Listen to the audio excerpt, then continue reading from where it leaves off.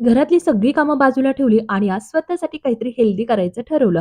DMartवरनं खूप दिवस झाले. तेव्हाच मी खूप सारे सीड्स आणलेल्या होत्या. त्यामध्ये chia seed, flax seed, pumpkin seed आणि सनफ्लॉवर सीड्स आणलेल्या आहेत.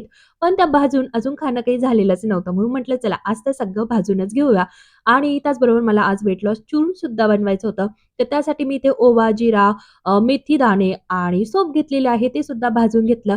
आता हे सगळं भाजून झालेलं आहे आणि मी त्याला आता थोडा वेळ बाजूला गार होण्यासाठी ठेवते.